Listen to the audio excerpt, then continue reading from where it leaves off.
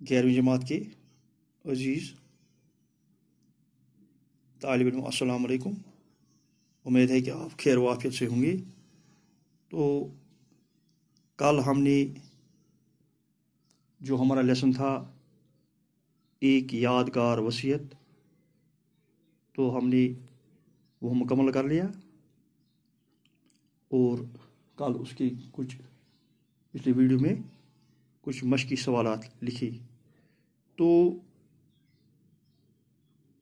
इसमें अब जो तीसरा सवाल है वो मंज़िल मा इक़्तिबास का मा हासिल सियाक सबाब के साथ लिखी। अगरचे मैं ने पुरानी रिवायतों, रीतों और रस्मों को छोड़ दिया और मैं चाहता हूँ कि हिंदुस्तान की तमाम जंजीरों को तोड़ दे जिनमें जकड़ा हुआ हूँ। यहाँ से आप पढ़ेंगे तो इसमें आपको इसका सलीस लिखना है। तो आप इसको इस तरह से लिख सकते हैं कि ये इक़्तिबास या ये चंद सतूर जो हमारी किताब की एक सबक एक यादगार वसीयत लिए गए हैं जो कि पंडित जवाहरलाल नेहरू की तकरीरों पर मुनहसर है, यानी कि उनकी तकरीर से लिया गया है। तो इसलिए आप खुद कर सकते हैं कि इसमें पंडित जवाहरलाल नेहरू क्या बताना चाहते हैं।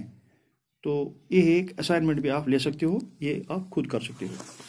तो इसके बाद सवाल नंबर 4, अगर आप 48 पेज निकालोगे तो हुब्बुल वतनी के मौजू पर मजमून लिखिए।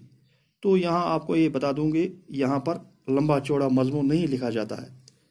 ये छोटा एक पैराग्राफ या 1.5 पैराग्राफ या 2 पैराग्राफ पर मुनज़्ज़र होता है जो कि 150 से 200 अल्फाज पर मुश्तमिल होता है। तो हुब्बुल वतनी के मौजू पर एक मजमून लिखिए। हुब्बुल वतनी के मतलब हैं अपने वतन से मोहब्बत, यानी कि जिस जगह आप रहते हैं उसके साथ आपका की मोहब्बत किस तरह है। जैसे कि जहाँ जिस जगह भी इंसान रहता है, जिस गांव में या किस शहर में, जिस मुल्क में, तो कुदरती तौर पर उसको उसके साथ बहुत ही मोहब्बत होती है। तो अगर आप किसी जानवर को भी देखेंगे तो वो दिन में चरने जाता है तो शाम को अपने घर वापस लौट आता है। इसी तरह आप परिंदे को देखते हैं, वो दिन भर दाना चुगने के लिए जाते हैं और शाम को अपने घोंसले पर वापस आते हैं। तो इस तरह उनको एक उस अपने घोंसले, अपने घर, अपने मुल्क, अपने शहर, अपने गाँवों के साथ लगाव होता है। उसको हुब्बुल वतनी कहा जाता है, यानी कि हुब्बी वतन, यानी वतन की मोहब्बत। तो आप ये असाइनमेंट के तौर पर भी ले सकते हैं। तो आप इंशाल्लाह, मुझे उम्मीद है कि आप इसमें हुब्बुल वतनी के मौजू पर एक छोटा सा मजमून खुद लिख सकते हैं। इसके बाद 5वां जो क्वेश्चन है, यानी सवाल, अपने गैर मुल्की दोस्त के नाम एक खत लिखिए और भारत में भाईचारे की रवायत के बारे में मुख्तसर जानकारी दीजिए। तो आपने जैसे कि आपका फर्ज कर लें कि आपका एक दोस्त गैर मुल्की है, यानी कि दूसरे मुल्क में रहता है, किसी दूसरे मुल्क में, तो आपको उसको एक खत लिखना है। कि आप खत पहले भी लिखते हैं आए हैं, तो किस तरह खत लिखना है, उसमें पहले अपने गाँव का नाम लिखना है, अपने शहर का नाम लिखना, उसके बाद डेट लिखना और उसके बाद नीचे जाना है और उसमें दोस्त का नाम लिखना है और सलाम खैर आफिक के बाद आपको ये जानकारी देनी है कि मैं जिस मुल्क में रहता हूँ, यानी भारत में, यहाँ पर मुख्तलिफ फिरकों के लोग और मुस्लिम मज़ाहब के लोग रहते हैं, जिनमें मुसलमान, हिंदू, सिख, ईसाई, बौद्ध, जैन वगैरह, तो सब मिलजुल कर मुख्तलिफ त्यौहार मनाते हैं। यानी कि जो मजहबी त्यौहार होते हैं उनके ईद है, दशहरा है, या पोंगल है, या दीगर मज़ाहब के लोगों के जो मजहबी त्यौहार हैं वो मिलजुल कर मनाते हैं और भाईचारे के साथ रहते हैं। वो जन्म जन्म से इस धरती पर रहते हैं और मुख्तलिफ मजहबों और फिरकों से ताल्लुक़ रखने के बावजूद भी वो मिलजुल कर और भाईचारे के साथ रहते हैं। तो आप ये मुख्तसर जानकारी अपने दोस्त को इसमें लिख सकते हैं। तो इसके बाद 6ठा क्वेश्चन हमारा है حروف کی قسمیں۔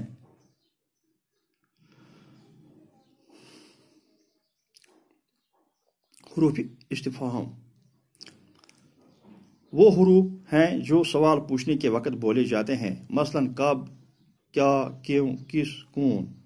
اور اس کے بعد حروف ندا وہ حروف جو پکارنے کے موقع پر بولے جاتے ہیں، مثلا او، ارے، ابے، اجی۔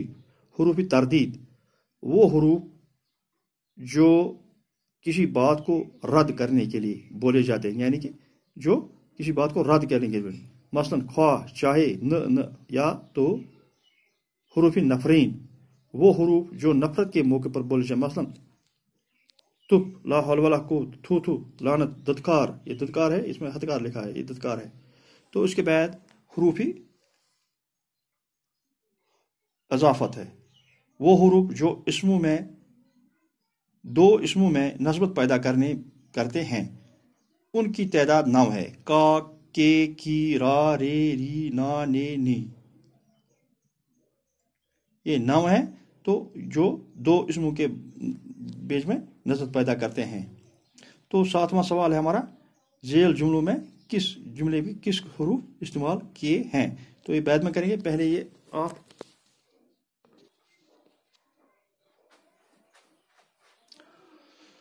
حروف استفہام وہ حروف ہے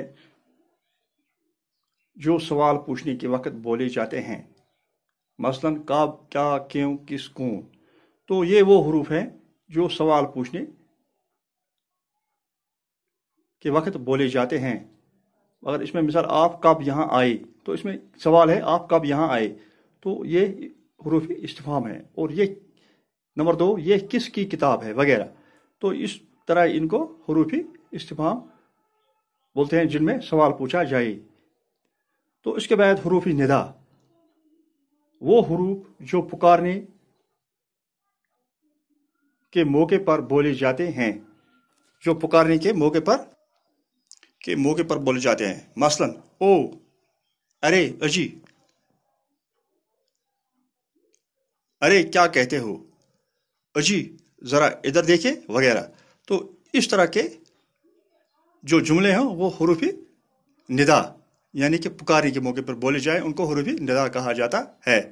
تو حروف تردید، اس کے بعد آتا ہے حروف تردید وہ حروف جو کسی بات کو رد کرنے کے لیے بولے جاتے ہیں، یعنی کسی بات کو رد کرتے ہیں، تو اس وقت حروف تردید بولے جاتے ہیں، مثلا خواہ، چاہے، نہ، یا تو۔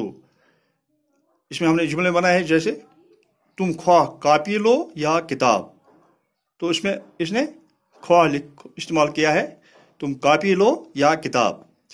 اس کے بعد دوسرا ہے چاہے قلم لو یا پنسل، تو اس میں آپ کی مرضی ہے، چاہے قلم لو یا پنسل، تو یہ حروف تردید ہے۔ اس کے بعد حروف نفرین وہ حروف جو نفرت کے موقع پر بولے جاتے ہیں، مثلا تھو تھو، دتکار، چھی چھی، وغیرہ، یا لا حول ولا قوت بھی اس میں شامل ہے۔ چھی چھی ایسا کام نہیں کرنا چاہیے۔ حروف اضافت وہ حروف جو دو اسموں میں نسبت پیدا کرتے ہیں، ان کی تعداد 9 ہے، مثلا کا، کی، کے، را، ری، نا، نی۔ تو یہ وہ حروف ہیں جو دو اسموں میں نسبت پیدا کرتے ہیں۔ تو آپ کو ایگزام میں کچھ جملے آتے ہیں تو آپ نے ان میں سے پتہ لکھنا ہے کہ یہ کون سے حروف ہے، یہ حروف استفہام ہے، حروف ندا ہے، حروف تردید ہے، حروف نفرین ہے، یا حروف اضافت ہے۔ تو آپ اس طرح